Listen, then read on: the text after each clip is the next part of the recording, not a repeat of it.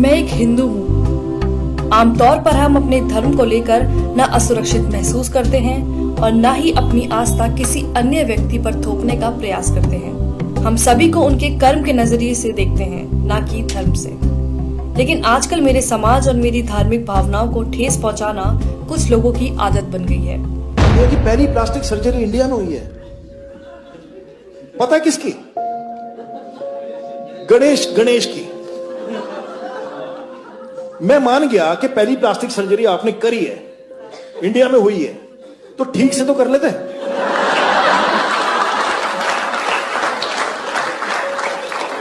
इसको देख के तो यही लगता है कि गांजा फूक के नहीं करना चाहिए सर।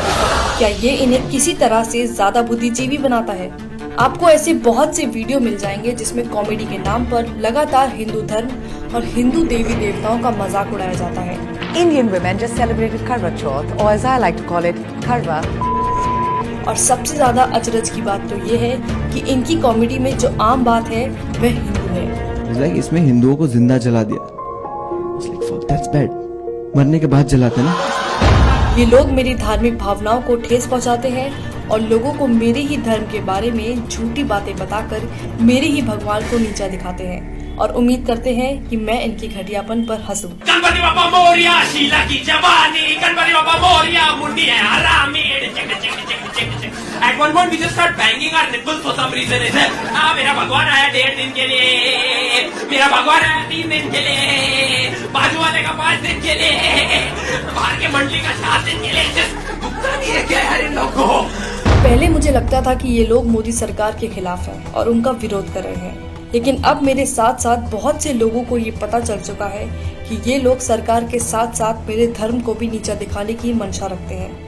एक पवित्र विश्वास को खत्म करना चाहते हैं। मेरे विश्वास और गर्व को नीचा दिखाकर खुद की मान्यताओं को ऊंचा करना चाहते हैं। कॉमेडियन सुरलीन कौर इस्कॉन को मानने वालों की तुलना पॉर्न से कर रही है।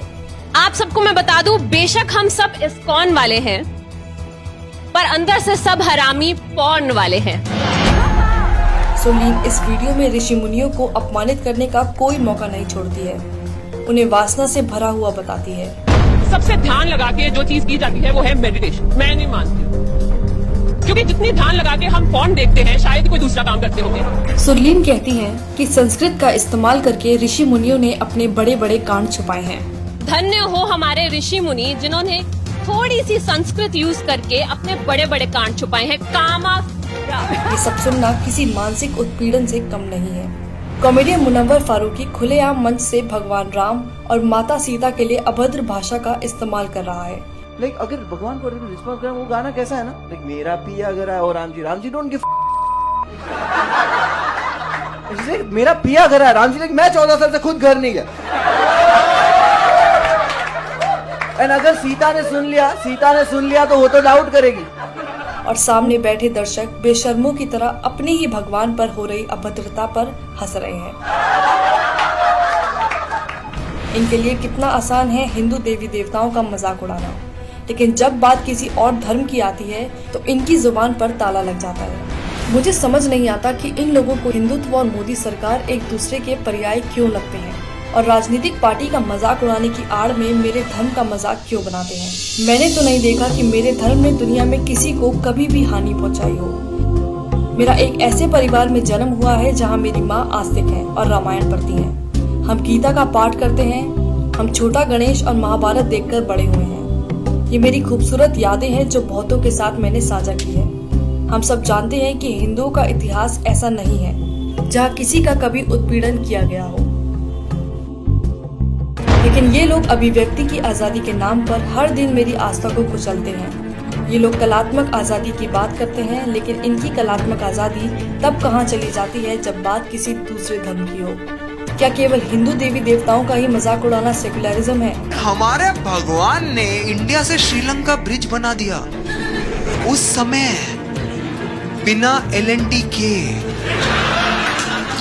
क्या अभिव्यक्ति की आजादी के अधीन केवल हिंदू देवी देवता ही आते हैं? क्या इन लोगों ने सिर्फ हिंदुओं की धार्मिक भावनाओं को ठेस पहुंचाने और हिंदू देवी देवताओं का अपमान करने का बीड़ा उठाया हुआ है? मेरे ख्याल से एक कॉमेडियन का काम मजाकिया चुटकुले बनाना है जिसे लोग सच में समझ पाएं और जिससे उनका मनोरंजन हो, लेकिन मनोरंजन के नाम पर केवल एक धर्म की आस्था और मान्यताओं को गाली देना, उसको लेकर भद्दे शब्दों का इस्तेमाल करना, ये किस प्रकार की कॉमेडी है। और विडंबना की बात तो ये है कि ऐसा करने के बाद भी अंत में ये लोग हिंदुओं को ही असहिष्णु घोषित कर देते हैं।